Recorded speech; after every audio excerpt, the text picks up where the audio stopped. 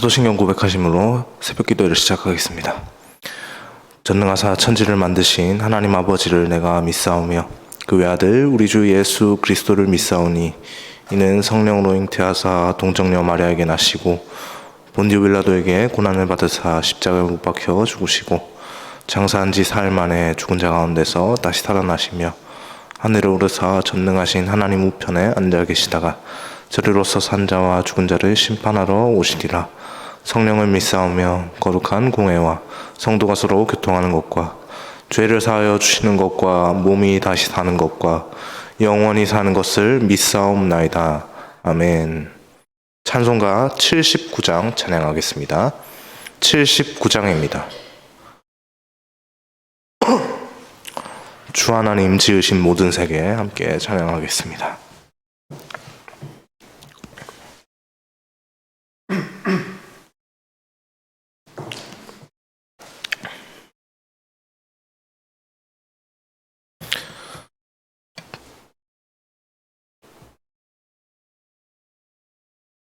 주 하나님 지으신 모든 세계 내 마음속에 그리어 볼 때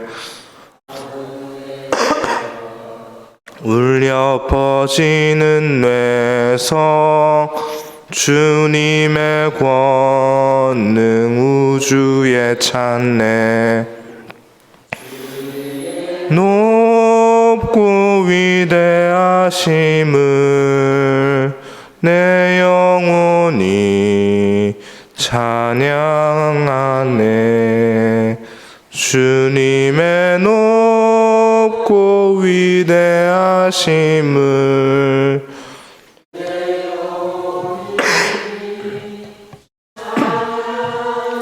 하네. 숲속이나 험한 산 골짜기에서 지저귀는 저 새소리들과 고요하게 흐르는 시냇물은 주님의 솜씨 노래하도다. 높고 위대하심을 내 영혼이 찬양하네. 주님의 높고 위대하심을 내 영혼이 찬양하네. 주 하나님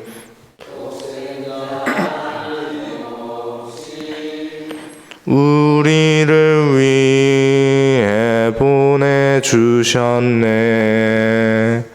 십자가에 피 흘려 죽으신 주 내 모든 죄를 주님의 높고 위대하심을 내 영혼이 찬양하네. 주님의 높고 위대하심을 내 영혼이 찬양하네.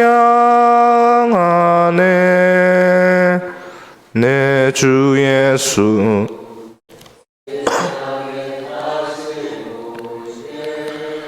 저 천국으로 날 인도하리. 나 겸손히 엎드려 경배하며 영원히 주를 찬양하리라. 높고 위대하심은 내 영혼이 찬양하네. 주님의 높고 위대하심을 내 영혼이 찬양하네. 아멘. 이 시간 함께 보실 하나님의 말씀은 욥기 21장 17절에서 34절까지 말씀입니다.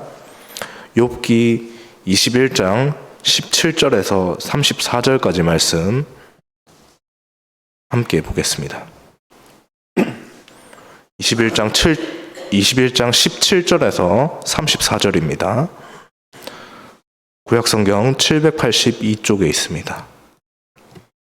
네, 찾으셨으면 제가 먼저 17절 말씀을 읽겠습니다. 악인의 등불이 꺼짐과 재앙이 그들에게 닥침과 하나님이 진노하사 그들을 곤고하게 하심이 몇 번인가.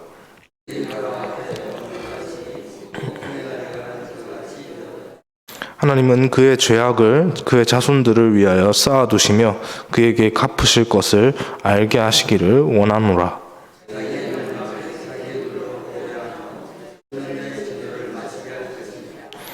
그의 달수가 다하면 자기 집에 대하여 무슨 관계가 있겠느냐.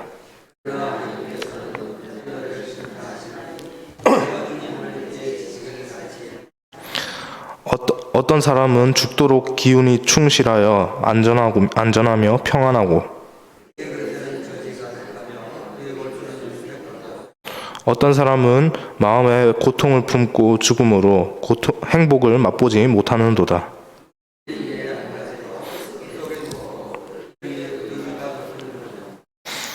내가 너희의 생각을 알고 너희가 나를 해하려는 속셈도 아노라.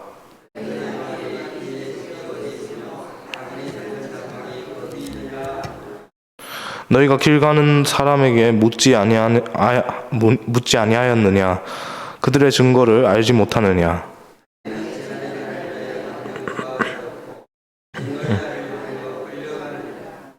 누가 능히 그의 면전에서 그의 길을 알려주며 누가 그의 소행을 보응하랴? 그는 골짜기의 흙덩이를 달게 여기리니 많은 사람들이 그보다 앞서갔으며 모든 사람이 그의 뒤에 줄지었느니라. 그런대로 너희는 나를 헛되이 위로하려 하느냐? 너희 대답은 거짓일 뿐이니라. 아멘. 어제에 이어서 욥기 21장의 후반부를 함께 묵상하면서 하나님 말씀의 은혜를 누리는 이 새벽 시간이 될 수 있기를 소망합니다. 본문 21장은 바로 앞 20장에서 소발의 말을 마지막으로 이제 욥의 세 친구들이 각각 두 번째 다들 한 마디씩 하는데 이제 한 마디 한 거를 이제 두 마디가 되었습니다.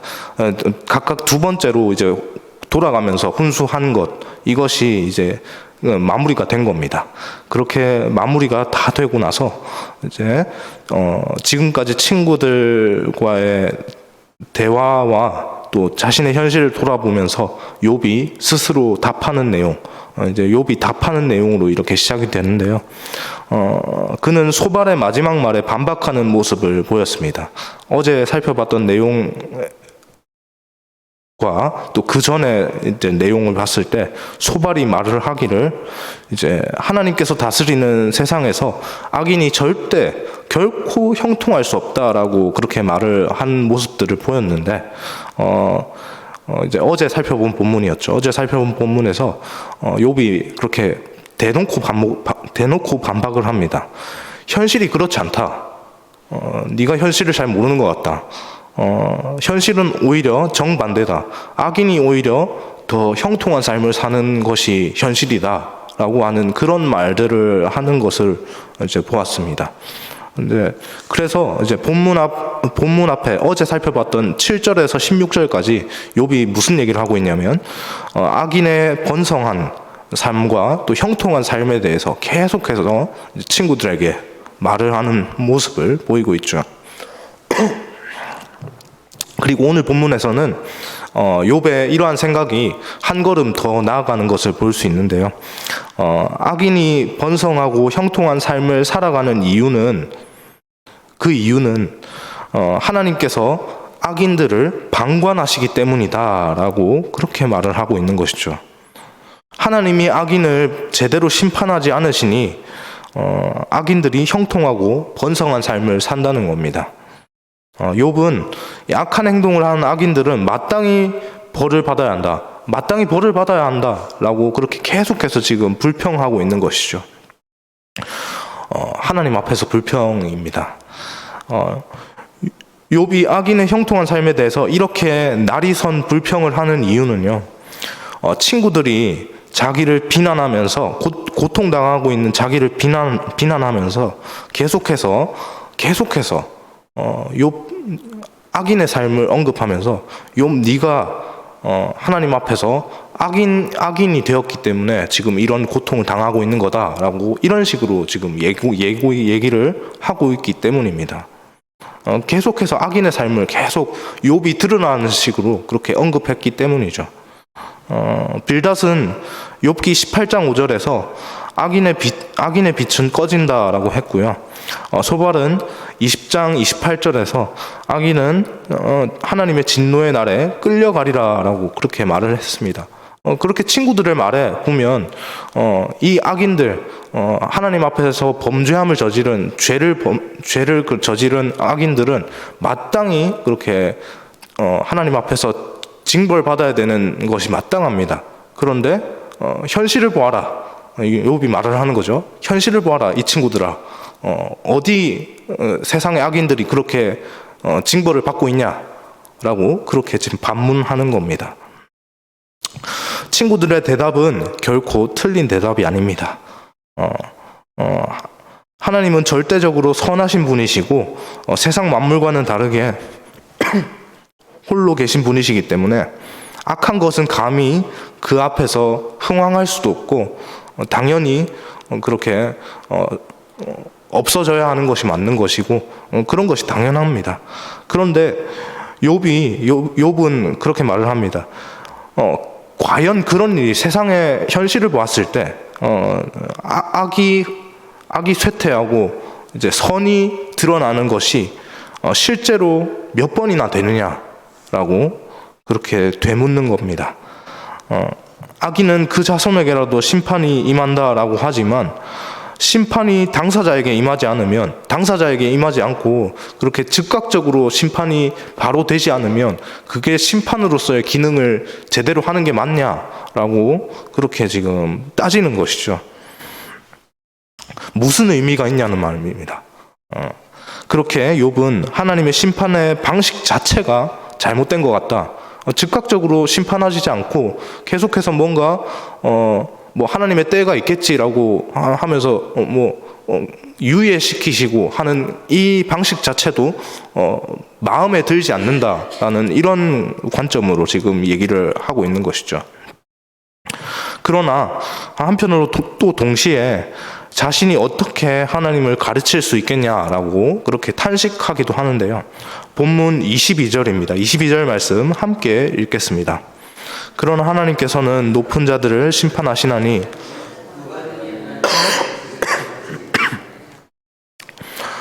욥의 이 고백 자체는 분명히 틀린 말이 아닙니다. 방금 전에도 말씀을 드렸지만 하나님께서 홀로 스스로 계신 분이십니다. 그분이 당신의 지혜로 세상의 모든 만물들을 만드셨지 않습니까? 세상의 모든 것을 만드신 그분의 생각은 절대로 그의 손에 만들어진 그 피조물이 가늠할 수 없는 수준일 겁니다. 감히 범접할 수 없는 수준이겠죠. 그렇기 때문에 그의 피조물된 우리가 하나님의 지혜에 대해서 이렇게 막 하나님께 대해서 하나님 이렇게 하시면 안 됩니다라고 이렇게 혼수를 드는 것 자체가 말이 안 되는 상황이다라고 본인도 이렇게 얘기를 하고 있는 겁니다. 그런 하나님께 어떻게 감히 지식을 논하겠냐고 이렇게 욥이 말을 하죠. 이 욥의 고백에 여러분들도 고개가 끄덕여지십니까? 당연히 맞는 말이다. 당연하지라고 생각이 되어질 겁니다. 그런데 바로 뒤에 이 고백 바로 뒤에 이어지는 욥의 고백과 연결을 지어서 다시 이 고백을 좀 살펴보면 방금 전에 제가 얘기했던 것과는 좀 전혀 다른 욥의 마음을 또 느낄 수 있기도 하는데요. 우리 다시 한번 본문 22절을 포함해서요. 방금 읽었던 22절 포함해서 26절까지 같이 한번 읽겠습니다. 그러나 하나님께서는 높은 자들 어떤 사람은 죽도록 기운이 충실하여 안전하며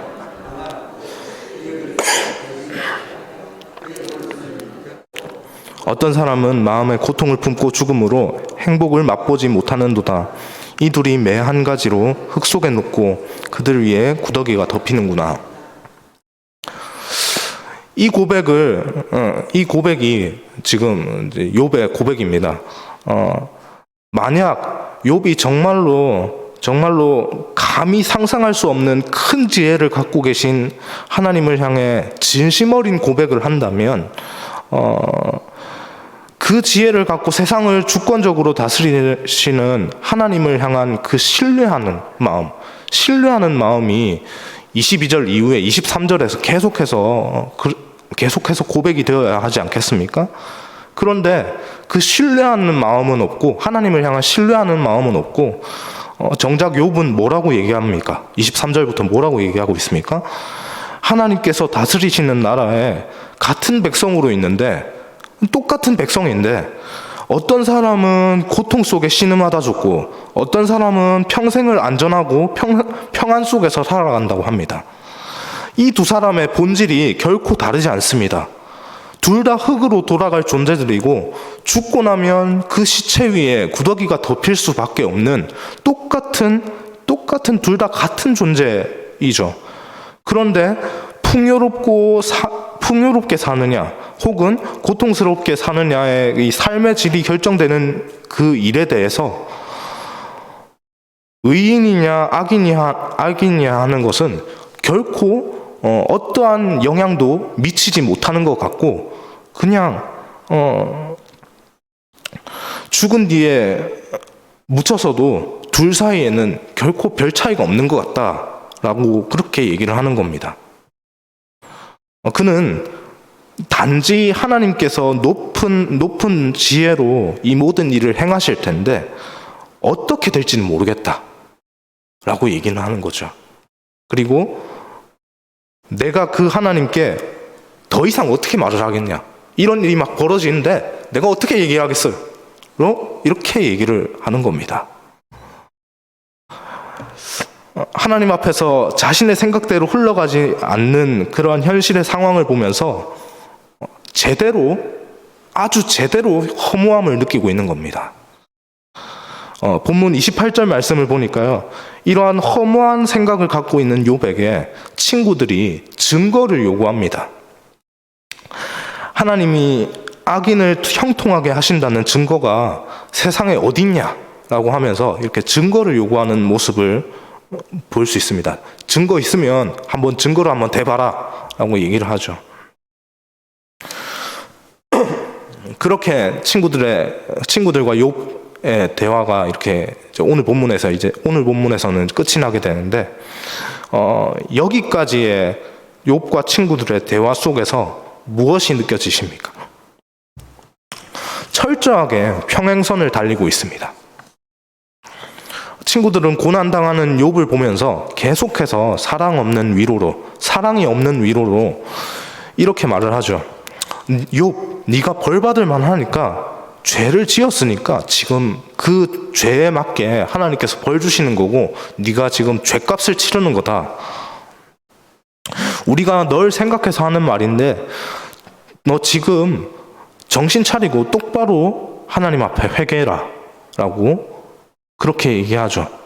또 반대쪽에 욥의 생각은 어떻습니까?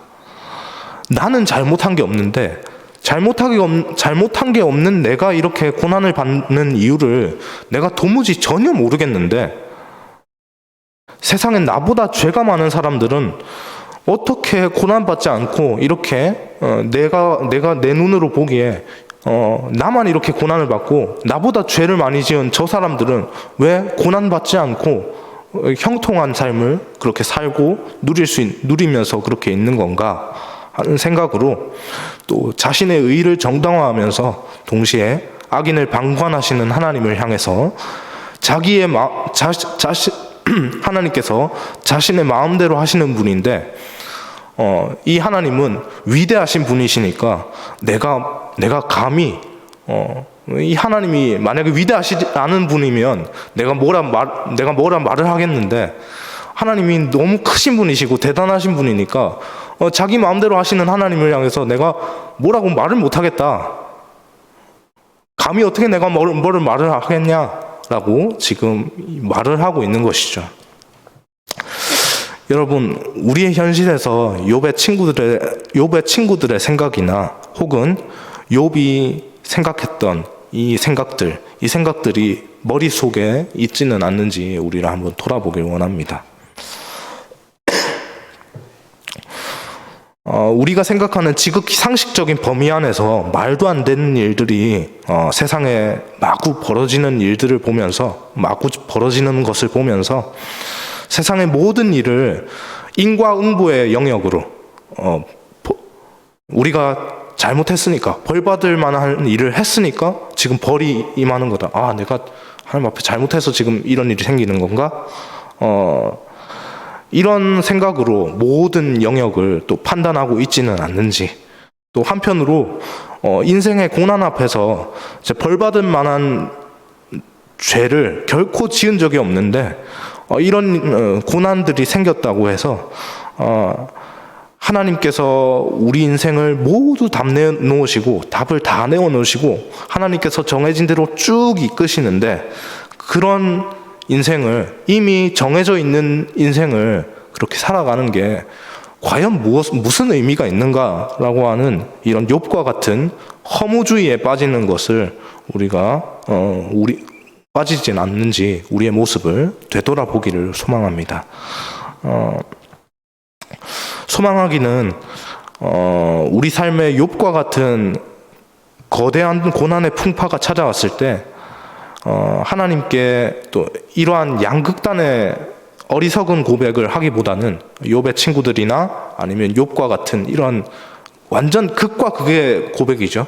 이 극과 극의 이 양극단의 고백을 하기보다는 잠잠하게 하나님의 말씀 의지하여서 하나님의 섭리하심을 믿을 수 있게 해달라고, 또 우리의 눈으로 볼 수 있게 해달라고. 하나님, 저는 솔직히 모르겠습니다.